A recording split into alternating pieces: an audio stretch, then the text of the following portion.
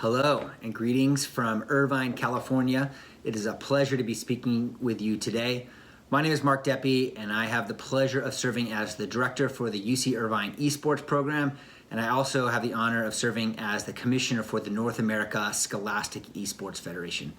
Today I'd like to talk to you about esports and their role in the future of competition. I believe that the way the world is headed and our expectations in 2020 and moving forward, that esports represent the future of competition, both on college campuses and around the world. So I'd like to share with you my perspective on that, tell you a little bit about our program, and hopefully provide some great information that will be useful to you. So things I want to share with you today, give you some background of the UCI esports program. We're very proud of the program we have on our campus and love to share some information about that. I also want to talk about traditional sports and the roles that they've played historically in higher education. Additionally, I want to talk about our expectations. We all live in a very digital world, and that has shifted our expectations. We now expect things in a different manner. And I think that's going to shape and fundamentally be the thesis of this topic about why esports are the future of competition. So we'll talk about esports and why it meets those new expectations. Without question, we need to also talk about COVID-19 and the impact of a pandemic on the world, higher education, and competition in sports. And I'll share a few predictions I have about where we're headed. So that's what I'd like to talk to you about today. First of all, our program at UCI is based on 5 pillars. They are competition, academics and research, community, entertainment, and careers. So competitively, we want to compete against the best college esports teams on the planet. We have a lot of resources to do that. We provide coaches, an athletic trainer, a team psychologist, academic counseling, and all the stuff you need to compete at a high level. On the academics and research front, we coordinate with our faculty and our graduate students to support research efforts so that we can contribute to the body of knowledge that the world has and help us understand how humans and technology interact, how esports are changing how people compete, and what's actually happening in esports environments. On the community side, we're trying to make the world a better place through games. So we see a lot of people playing games and an opportunity to engage with people. So we're trying to teach people how to be great citizens, be nice to each other, respectful of each other. We're trying to help diversify esports and make sure that esports represents the whole community of gamers, not just a few demographics. And so we do some work around diversity and inclusion. We have a code of conduct to make sure that people are treating each other with respect and that there's no harassment or toxicity in games. And we're also trying to help high school and younger to foster the future generations of college esports athletes by working with younger students. On our entertainment side, we throw events, we throw tournaments, we have a great stream broadcast on twitch.tv/UCI esports. So we are paying students to help us create content and showcase our teams. And finally, on careers, we are helping prepare students within our program, whether you're a competitor, an intern, or a customer service representative at our front desk. We want to help everybody achieve their career objectives and move on past UCI to whatever job or career opportunity or schooling opportunity they like. So we focus a lot on life after UCI with our participants as well. So today, as I talk through my thoughts on the future competition, I'm going to kind of share my thoughts on the data and the trends that I'm seeing. And I will be using those to, again, kind of share my thoughts about the future. But I'm not here to pass judgment. I'm not here to say esports are inherently good and traditional sports are inherently bad. I'm really just trying to signal what I think is a continuing trend and one that's important to understand, not necessarily that's good or bad. It just is. So that's what I'm going to be talking about. And we're going to first start off by talking about traditional sports and the role they have played historically in higher education.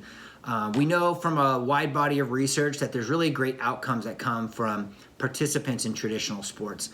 They learn leadership skills, they learn time management skills, they're healthy, they learn to communicate. This has been well documented in a wide body of research. And so we know that participants in traditional sports have fared very well, and there's a lot of value into supporting people who are competing on teams. Additionally, schools have used them to drive enrollment. And so as schools are competing for top students, if you care about sports at a certain university, maybe you want to watch a school with a great basketball team or a great football team, traditional sports have been something that has brought students to their school. A lot of people like to play sports, and so the opportunity to earn a scholarship and play at a school also helps drive enrollment. At big universities, revenue is certainly tied to athletics and team competitions, and so we all know that filling a stadium or TV rights or multimedia rights are very valuable in big college sports, and so another compelling reason that schools have invested into sports programs, and I think the financial reasons are some of the biggest reasons these days. Additionally, school spirit is tightly linked to athletic teams and competitions. So it generates a sense of pride when your team does well. People are really invested in their teams, and so it's a way to engage students more deeply. And finally, as students graduate or they go into the community, it's a way to engage with fans and the community and alumni. And so sports have often been viewed as the front porch of the university, where people get to know a school. They might choose to attend there, might choose to work there, but it's a way. It has many different ways it adds value to a college campus. So some of the challenges that come with sports, obviously, it's not all good. There's a lot of spaces. Spaces become a really restrictive element on college campuses. I talk about space and money being the two most constrained resources in higher education. So many schools are in urban areas now, and there's no extra space to expand. Certainly the case at UC Irvine and many UC schools. And so when you think about building a stadium or a soccer field or a baseball field, that's a lot of real estate that's tied up in sports. Additionally, travel is required. So that's both expensive, it's time intensive, it's a burden on coaches and players. And so another challenge that comes with sports, if you have competitions that are happening during exams, it's very complicated. You have to either monitor tests, or faculty and teachers might make it challenging for students to participate as well as go to school and take certain classes. And so travel is certainly a limiting factor for traditional sports. Additionally, I would say it's a saturated, very mature market. We'll talk about that in a second. But there's not really an opportunity to start a new basketball team or a new football team and really see tremendous revenue or success. The big powerhouse schools have kind of locked the market up, and there's major conferences in the U.S. that continue to amplify their resources, and it kind of limits abilities for new schools, new startups to really make a big splash because it is a very mature space. Additionally, with sports, we're very familiar with a lot of injuries. There's been a lot of conversation in the last decade around traumatic head injuries that come from several sports. Football, I played soccer and water polo. That's where we're seeing a little bit more information about concussions there as well. But overall, there's a lot of physical injuries that can come with sports. Obviously, the exercise is great, but I think people's appetite and comfort level with some of the injuries that are experienced is a factor. And especially as we look at big budget, big revenue sports and the injuries involved there, I think there's a lot of public conversation around lots of different complex issues around that. And finally, something that I don't think gets talked about enough is the human referee factor in traditional sports. I believe that we continue to have less and less faith in our both, I would say, leaders and authority figures in our society, especially in the United States. And so when we look at referees in sports, when we're watching on television, a lot of fans can quickly tell when there's a bad call, an umpire calls a ball that should have been a strike, or a handball is missed in soccer, or a foul is committed in basketball and it's not called. There's a lot less trust of the referee process and a lot higher expectation for referees to be perfect. We have a lot of instant replay in sports in the U.S. now, and I think that's all a factor because we really want the players to dictate the outcome of the game, and oftentimes that's not the case because human referees are inherently imperfect, and I think that's actually a barrier for traditional sports. So moving on to esports, some just characteristics that I'll point out just to give you my definition of esports. But they are always digital, so it's competing through some sort of computer, some interface that is digital or computer based. It has to have some element of competition, so you're competing against other people, maybe sometimes the computer itself, but usually you're competing against others. There's a community aspect to it. So people that play these games, they have a close interaction with players. They might watch their stream. They might be able to engage with people in the Twitch channel itself, talking during the matches. But it's more than just watching other people play. The observers are actually a part of the story and the narrative. And like I said, they might be part of a famous player's Discord channel or a subscriber on Twitch or YouTube. There's a deeper relationship in esports with your professional players and your favorite players than there is in traditional sports. Certainly there's an entertainment aspect to it. So without lots of people watching, I don't consider most video games that are played competitively esports. I think it has to include a major viewership element. And so making sure that your content's very entertaining is a key component for me. And finally, a lot of it's online, not all of it, but ideally the top esports or the most successful esports have historically been online and able to compete with people around your country. Anyone on the same server can play against each other. And I think that's a really interesting component that is part of our shifting expectations. And so to talk about some of the case for esports, in the same way that we see positive outcomes for traditional athletes, the research is just now beginning to come in. Some of it's done at my university, but we do see a lot of positive outcomes. We see grades going up, we see engagement with school going up, we see leadership skills. The number one actual improvement we're seeing in esports athletes by their participation is actually socio-emotional learning. So people are learning to be better people, better communicators, better teammates. They're learning to manage their own frustration and anger. And I think that's both really interesting and also really important in our world that we're learning about ourselves and learning how to interact with each other, because I think that would be surprising to a lot of people who view esports as very isolating. Just people playing in front of their computer by themselves. It's certainly not the case. I do think it can be an enrollment driver. We see that happening already in the United States. Hundreds of schools are offering scholarships, and the main driver, I would argue, is schools are looking for unique programs that make their university stand out among their peers, and esports is increasingly being used for that piece.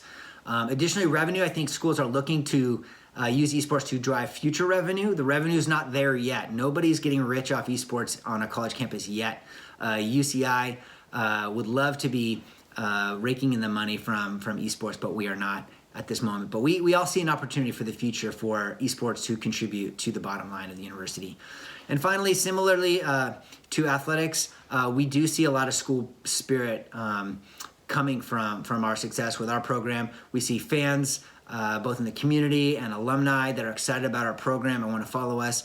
We're still very early in our program's history. We're still nascent. And so we have a lot of room to grow, but I think that will be a key component of our program, and one of the key values that we add are fan engagement, school spirit from the student perspective, and maintaining relationships with both the community and alumni long term. Some of the challenges that come with esports, first of all, it's brand new. It's pretty new, at least. So a lot of misunderstandings about what it is, what it isn't. One of the biggest challenges is there's no governance, either in the US or broadly, around what college esports is, what it means. And so there's no rules about GPA requirements or graduation rates or what makes you eligible to compete. And that's a challenge for schools across the country to have a level playing field that's fair for everybody. So something certainly I'm paying attention to and very interested in is helping create some baseline expectations for programs. Additionally, there's a lot of negative stereotypes. We see it in the US. I think it's even more so in Asia. There's a huge generational divide between parents and young people around the value or maybe some of the benefits around competitive gaming and esports. And so I mentioned some of the better outcomes. The research is just beginning to emerge around esports, but there's a lot of great things that happen in game.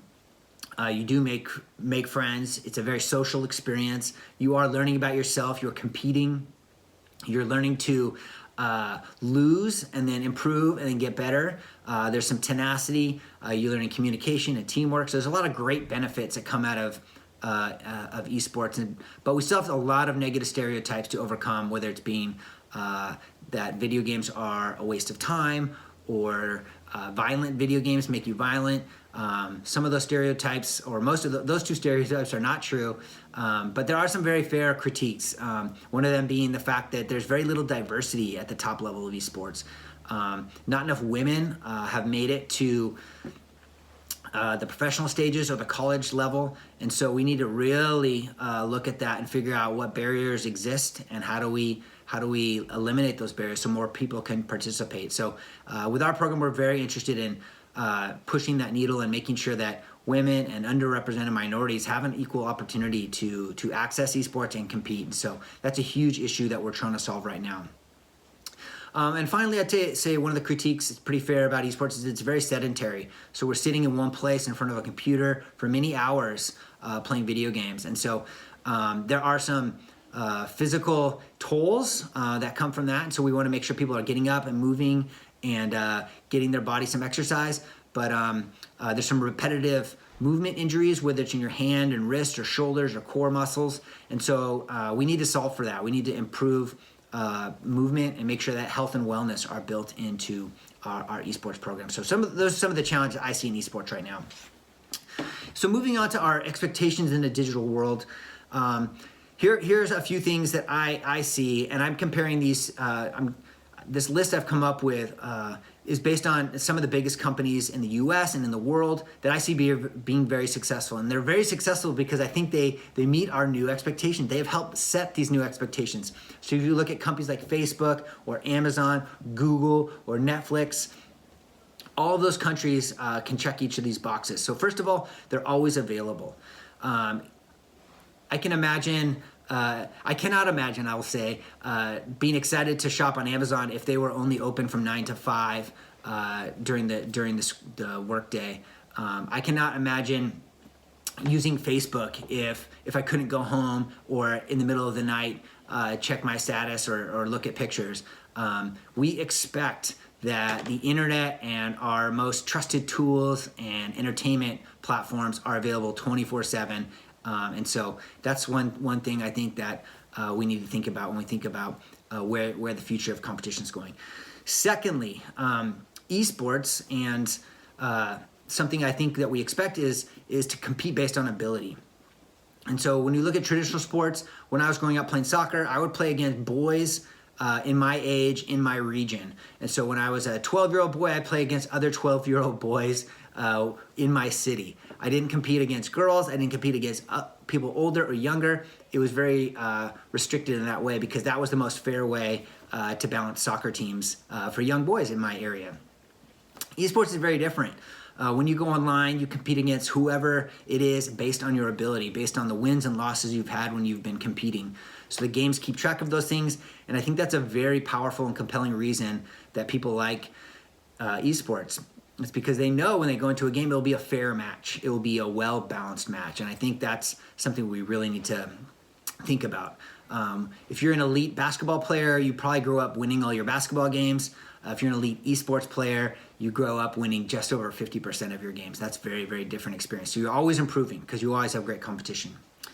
The third thing is that these games are objectively fair. And I mentioned the referees in traditional sports being a barrier there. And all the rules in video games are built into the game. There might be a bug, there might be an error here and there, but those errors are fair across the game. Like everybody has same access to those bugs and those errors, and they get fixed. And unlike in traditional sports, games are not won and lost because video games or the computers make mistakes. It's really up to the players themselves to dictate who wins and loses the games. I get there's some bugs, but certainly the expectation and the broad understanding is players that are determining the outcome, unlike in traditional sports, where we might be talking about a referee's bad call for many, many years after a game happens. There's fewer injuries in esports. I mentioned there are some hand-wrist injuries. Certainly eyes can be strained, but overall, there's no major catastrophic body injuries, no concussions, no torn ACLs, no broken bones in esports. So while we do need to make sure that we're not injuring our players, or they're getting the appropriate care when they do have injuries. Largely, I think people are excited about the easiness on the body that esports are. And then finally, games are patchable. So the games keep updating. Unlike traditional sports where the rules can exist for decades or centuries, in esports, the games are very fresh. Once the games become stale, developers can patch them and they'll update them. And the best esports are regularly changed to make it new, fun, and exciting. And so I think that's another thing that we expect. We expect the games to be new and to provide different challenges every time we log on, or at least not ever get stale.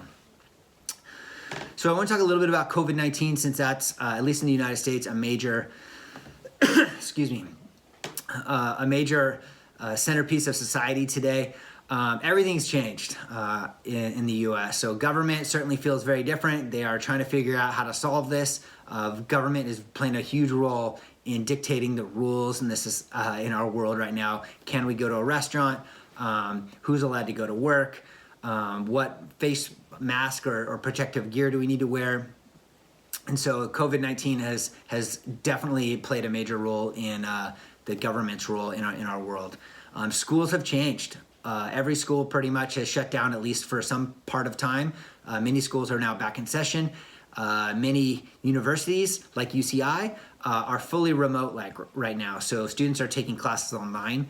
We can't wait to get back in session, but right now it's all online for the containment of the coronavirus, which, by the way, we're not doing a very good job of in the United States right now. Sports have been really impacted heavily. Many, if not all sports, at least experienced a temporary shutdown. And so the idea of competing face-to-face has been a scary one.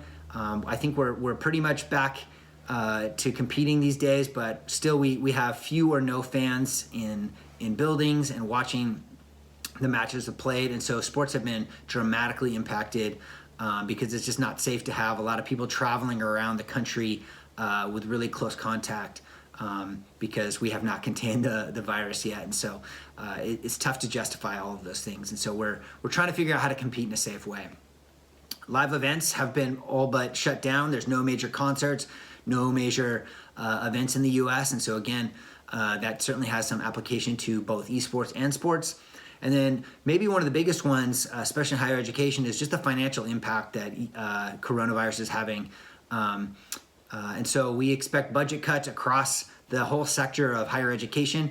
My university has been very fortunate to be in a very strong financial situation, but if tough decisions have to be made and universities are looking at cutting costs, will esports be one of those things they look at cutting? Who knows?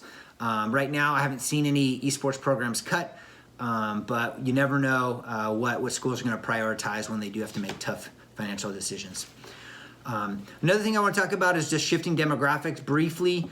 One thing that we see a trend in traditional sports is that the fan bases are really aging. Our big traditional sports in the United States are not doing a great job at attracting young fans. And so baseball has been one of the most popular sports in the U.S. forever. Nowadays, the average baseball fan is 57 years old, which is pretty old if you can imagine what that probably looked like a few decades ago. So young people are just not paying attention to baseball in the same way that their parents did. The average esports fan, on the other hand, is 26 years old. And so if you're a company, if you're a marketing professional and you're trying to bring in new lifelong customers for a brand or a product, esports are going to be a much more compelling place to find young people who will eventually become lifelong customers for your product, for your brand. And so that's one of the most compelling reasons to be paying attention to esports, because of the youth involved. Additionally, if you look at youth participation in sports, so people who are growing up, elementary school, middle school, high school, playing sports, those participation rates are on a slight decline. They have been for many years. And so, again, if you think about this young people's interest, people are playing fewer and fewer sports, and they're watching fewer and fewer sports. So that's something to pay attention to. The other thing that we're all probably pretty aware of, if if you pay attention, but everybody plays video games. All young people play video games. Well over 90% of young boys and girls play. And so, again, when you're thinking about what is engaging them, what are they interested in, video games are certainly very popular. And now there's a difference between video games and esports. Esports are the competitive, entertaining component of that. It's a small fraction of the overall gaming market, but video games are where young people are. It is not as much traditional sports like we would have expected to see a generation or two ago. So I've talked a lot of things that kind of signal what I view as kind of where we are in the product life cycle for both esports and sports. There are over 200 college esports programs now. In 2014, the first program at Robert Morris University in Chicago was started. And so we went from one program to over 200 in 6 years. And so we are on a steep growth trajectory for college esports.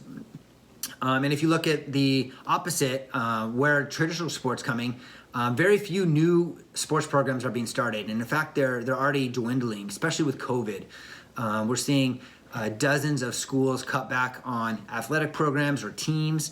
And so schools are trying to kind of balance their budgets and finding out what's the most valuable to their university. And oftentimes we're seeing sports either considered being cut or actually being cut because the school would rather focus their resources in other places. And so while esports is growing quickly, we are also observing some decrease in traditional sports. And the other thing just to mention is while we understand that sports are really popular and there's a lot of money in college sports, there's only about 20 schools in the United States that actually make money on their athletics programs. And so the vast majority of them, they are a cost to the university. They are an expense that they view as very valuable and worthwhile as it drives enrollment, as it is a front door to the university, as it engages fans and alumni. But overall, it is an expense. And so when you think about expenses in 2020 and how are we going to balance our budget and protect the academic mission of the university, the research mission of the university, athletic programs certainly stand out as a big expense for many universities. So in terms of my predictions for the future, I think higher education is going to continue to change. I think online schooling is going to be much more available to people long term, not just in the short term while we're dealing with the dangerous coronavirus. I think esports will continue to grow in market share. I mentioned traditional sports on the decline for multiple reasons, whether it's people losing interest or not playing the sports anymore or interested in watching the sports. But we know that young people are engaged in video games, and I think that will be another a reason that many schools begin to invest more into esports, and I think it will be a reason that people continue to start watching more and more content. One of the biggest trends I expect is diversity efforts. I've mentioned we have failed thus far at getting women and a lot of underrepresented people into esports, whether it's access to technology, whether it's creating a welcoming environment, whether it's combating harassment online. We need to do a much better job at making esports accessible to everybody. And I know it is a top concern for all universities in the United States, the lack of women, the lack of diversity. So expect to see major efforts here. So if you're a young lady who's interested in video games, or if you're an underrepresented minority that doesn't feel like you're reflected in esports, just know that you're wanted, and there will be opportunities for you as we figure out how to navigate that and make sure that it is fair, equal, and accessible for everybody. And finally, we do expect some sort of governance. I mentioned we talk about the Wild West of esports right now. There's really nobody going around and making sure that we're all kind of living up to some fair standards and treating players right and competing in a fair way. And I expect that to be the case sooner rather than later, not immediately, but I'm very hopeful that we create a really fair, balanced, welcoming ecosystem that will last a long time. So those are some of my predictions about the future of esports, but I'm very bullish on it. I do believe that it is the future of how we will compete because it's accessible. We compete based on ability. We can do it across regions. We can do it across languages. And so I think it's got a bright future ahead. And so with that, I just want to say thank you so much for this opportunity to speak with you. It's always an honor to talk to friends and colleagues in Asia. We have a lot of respect for the esports world in Asia, and I definitely view the Asia continent as leaders in that space. So we're ahead a little bit on the collegiate level, and we hope some of you are interested in coming to the US to play esports. If you're interested in UC Irvine, I've provided some links here that you can check out and come learn about our program. We'd love to have you come to our campus and be a part of our community. And with that, thank you so much for your time and attention, and take care.